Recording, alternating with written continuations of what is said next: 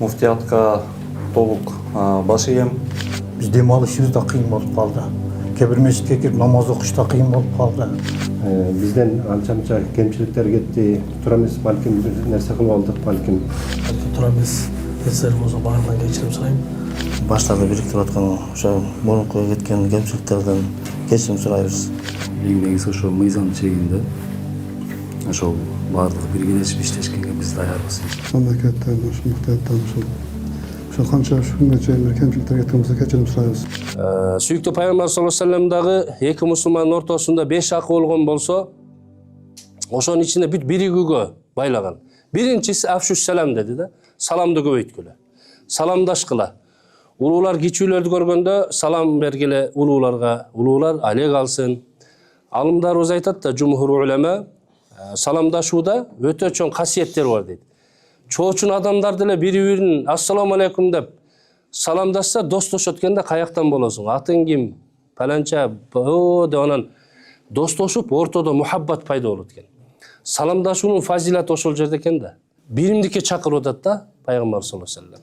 Ооруп калса зияратка баруу, бул мусулмандын милдети. Анан үчүнчүсү бир жакшылык болду. Баласын үйлөйт, кызын чыгарат, же болбосо бир акыйка өткөрөт, же бир ихсан өткөрөт дейли. Коло коңшу, жоро жолдош, досторду, аксакалдарды ихсан кылып чакырат. Мусулмандар бир жерге барып топтолуп отурат. Пайгамбарыбыз айтат да, бир мусулман тууганыңар актас торкон салып, ихсан өткөрүп, даъват кылган болсо, чакырган болсо, чакыргына моюнсунуп барып койгула дейт да, силердин акыңар дейт. Бул дагы мындай карасаңыз, биригүүнүн, достуктун белгиси. Анан чүчкүргөндө алек алып койгула дейт, Ярхамукумуллах, алхамдулилlah дегендечи.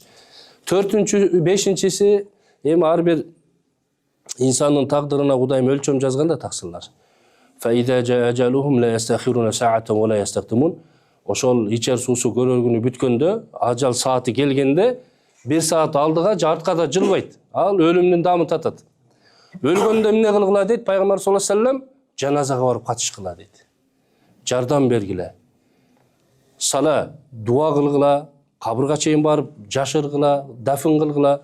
Мунун баардыгын карасаңызчы, биригүү, достошуу, ортодо мухаббатты бекемдөө деген маанини туюндурат да туугандар. Инсан болгондон кийин хата дейт го. Хаталарды көп кетирип алат адамчы. Бирок эң жакшысы адам баласы ошол кемчилдигин билип, жаратканга жалбарып дуа кылган болсо, кечирим сураган болсо, Алла Таалачы юхиббут тавабин дейт го. Тоба кылуучуларды жакшы көрөм дейт. Ошо биз угуп, бүгүн мына сиздер муфтиятка келип отурасыздар, кош келипсиздер. Алла разы болсун таксырларым. Иншалла, мына азыр таксырларыбыз кече таксырыбыздагы баса белгилеп айтып кетти, өкүл катарында. Ошо түшүнбөй жүрүптүрбүз, Кудайым буйрса мындан ары ошол мыйзамдын тегерегинде муфтияттын чыгарган фатваларына, чечимдерине моюнсунуп, эри шаркка мир муштун болуп, динибиздин баалуулуктарын жашап, Расулуллах саллаллаху алейхи вассаламдын сүннөтү санияларын ээрчип, таби болуп, ибадатыбызды аткарабыз деген максатта, ошондой максатты билдирип атышсыздар да таксыларым. Аллахым разы болсун. Муфтиятка толук баш ийем. Анан өкмөттөн да ошол ситуацияда, ошол ахвалда өзүмдүн ыраазычылыгымды да билдирип атам. Аллах кабыл кылсын. Элге общий мухаббат, ынтымак берсин. Анан ошондой болгон нерселер болду. Эми келечегибизде Аллах бүт элди бир кылсын. Ошо мыйзам чегинде иншалла иш аракетте жүрүштүн аракетин чогуу кылалы иншалла. Ошол баардык кылган кемчиликтерибизден туба кылдык иншалла. Эми ар бир адамдын көкүрөгүндө кайсы бир нерселер бар экен да. Убагында ушундай бизге да нерселер жабылды. Биз дем алышыбыз да кыйын болуп калды. Кээ бир мечитке кирип намаз окуш да кыйын болуп калды. Пайгамбарыбыз таштап кеткен динди жана анын мээнетини кыяматка чейин кайсы бир адам кылса, ошол деңгээлде эч качан кыла албайт депчи. Биз адам болгон себептен, биздин акылыбыз чектелген себептен бизден да кемчиликтер кеткен. Эми ошол өткөн кеткен күндөрдүн баардыгын артка таштап, бүгүнкү күндөн баштап эртеңки күндө кантип жашаш керек, ушунун бир бүтүнгө келип, бир фикирге келип, баягы бир жакадан баш, бир колдон жең дегендей чыгара турган болсок, иншалла алтыда өтө чоң нерселер күтүп турат. Рахмат.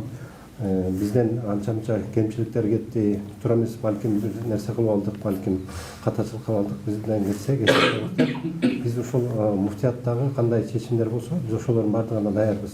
Hökümetten kanday çeşimleri çıkaratan bolsa biz uşol hökümet menen muftiyat menen çok işleşip, çok hizmetleşip ana ушундай иш-чараларды чоң уюштуруп, үмүттүн башын бириктирип, ушундай тегерек стол түзүп, шарт түзүп берип атканыңыздар үчүн чоң рахмат. Азыр айтылган сөздөрдүн баарына кошулабыз. Ошо буга чейин балки турабыз нерселер болсо баарынан кечирим сурайм.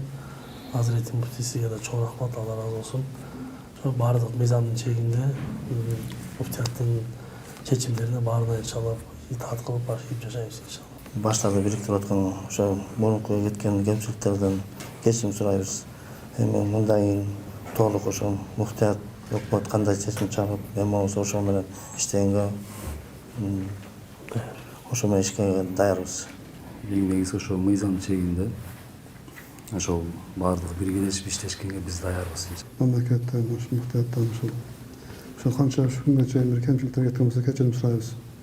Анан ошол мыйзам чегинде жашашка даярбыз.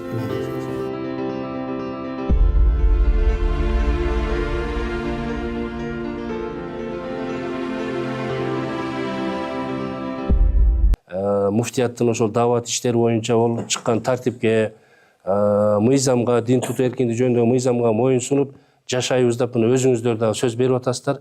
Кудай буйрса мындан ары эри шаркак, татынакай илимибизди жогорулаталы, өзгөчө акыйда жаатында. Бул акыйдада өтө оор маселе таксыларым. Акыйда жаатында устаздарды биз кааласаңыздар, алымдар кеңешинен, муфтияттан, устаздардан сабактарды уюштуруп берели, сабактарга катышалы.